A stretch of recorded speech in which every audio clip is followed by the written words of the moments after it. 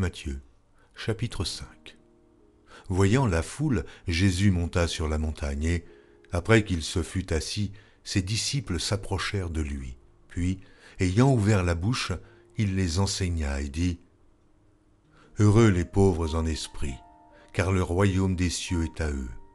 Heureux les affligés, car ils seront consolés. Heureux les débonnaires, car ils hériteront la terre. Heureux ceux qui ont faim et soif de la justice, car ils seront rassasiés. Heureux les miséricordieux, car ils obtiendront miséricorde. Heureux ceux qui ont le cœur pur, car ils verront Dieu. Heureux ceux qui procurent la paix, car ils seront appelés fils de Dieu. Heureux ceux qui sont persécutés pour la justice, car le royaume des cieux est à eux. Heureux serez-vous lorsqu'on vous outragera, qu'on vous persécutera, et qu'on dira faussement de vous toutes sortes de mal à cause de moi. Réjouissez-vous et soyez dans l'allégresse, parce que votre récompense sera grande dans les cieux. Car c'est ainsi qu'on a persécuté les prophètes qui ont été avant vous. Vous êtes le sel de la terre, mais si le sel perd sa saveur, avec quoi la lui rendra-t-on ? Il ne sert plus qu'à être jeté dehors et foulé aux pieds par les hommes. Vous êtes la lumière du monde. Une ville située sur une montagne ne peut être cachée, et on n'allume pas une lampe pour la mettre sous le boisseau, mais on la met sur le chandelier, et elle éclaire tous ceux qui sont dans la maison. Que votre lumière luise ainsi devant les hommes, afin qu'ils voient vos bonnes œuvres, et qu'ils glorifient votre Père qui est dans les cieux. Ne croyez pas que je sois venu pour abolir la loi ou les prophètes. Je suis venu non pour abolir, mais pour accomplir.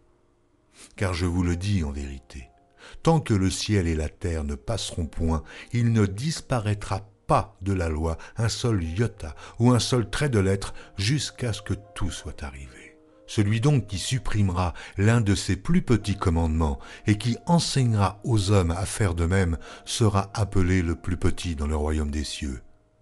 Mais celui qui les observera et qui enseignera à les observer, celui-là sera appelé grand dans le royaume des cieux. Car je vous le dis, si votre justice ne surpasse celle des scribes et des pharisiens, vous n'entrerez point dans le royaume des cieux. Vous avez entendu qu'il a été dit aux anciens : tu ne tueras point. Celui qui tuera mérite d'être puni par les juges. Mais moi, je vous dis que quiconque se met en colère contre son frère mérite d'être puni par les juges. Que celui qui dira à son frère Raka mérite d'être puni par le Sanhédrin, et que celui qui lui dira insensé mérite d'être puni par le feu de la Guéhenne. Si donc tu présentes ton offrande à l'autel, et que là, tu te souviennes que ton frère a quelque chose contre toi, laisse là ton offrande devant l'autel, et va d'abord te réconcilier avec ton frère, puis viens présenter ton offrande.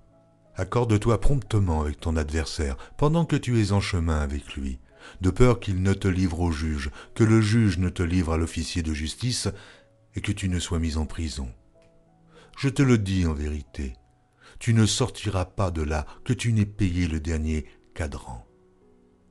Vous avez appris qu'il a été dit : tu ne commettras point d'adultère. Mais moi, je vous dis que quiconque regarde une femme pour la convoiter a déjà commis un adultère avec elle dans son cœur.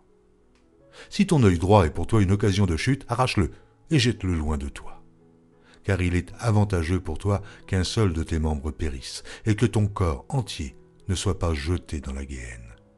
Et si ta main droite est pour toi une occasion de chute, coupe-la et jette-la loin de toi, car il est avantageux pour toi qu'un seul de tes membres périsse, et que ton corps entier n'aille pas dans la Guéhenne. Il a été dit que celui qui répudie sa femme lui donne une lettre de divorce. Mais moi je vous dis que celui qui répudie sa femme, sauf pour cause d'infidélité, l'expose à devenir adultère, et que celui qui épouse une femme répudiée commet un adultère. Vous avez encore appris qu'il a été dit aux anciens : tu ne te parjureras point, mais tu t'acquitteras envers le Seigneur de ce que tu as déclaré par serment.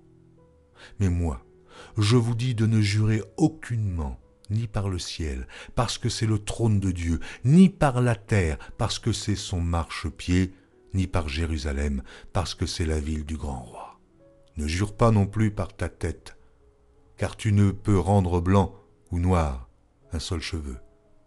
Que votre parole soit oui, oui, non, non. Ce qu'on y ajoute vient du malin. Vous avez appris qu'il a été dit œil pour œil et dent pour dent. Mais moi je vous dis de ne pas résister aux méchants. Si quelqu'un te frappe sur la joue droite, présente-lui aussi l'autre. Si quelqu'un veut plaider contre toi et prendre ta tunique, laisse-lui encore ton manteau. Si quelqu'un te force à faire 1 000, fais-en 2 avec lui. Donne à celui qui te demande, et ne te détourne pas de celui qui veut emprunter de toi. Vous avez appris qu'il a été dit, tu aimeras ton prochain, et tu haïras ton ennemi. Mais moi, je vous dis, aimez vos ennemis, bénissez ceux qui vous maudissent, faites du bien à ceux qui vous haïssent, et priez pour ceux qui vous maltraitent et qui vous persécutent, afin que vous soyez fils de votre Père qui est dans les cieux, car il fait lever son soleil sur les méchants et sur les bons, et il fait pleuvoir sur les justes et sur les injustes. Si vous aimez ceux qui vous aiment, quelle récompense méritez-vous? Les publicains aussi, n'agissent-ils pas de même? Et si vous saluez seulement vos frères, que faites-vous d'extraordinaire? Les païens aussi, n'agissent-ils pas de même? Soyez donc parfaits, comme votre Père céleste est parfait.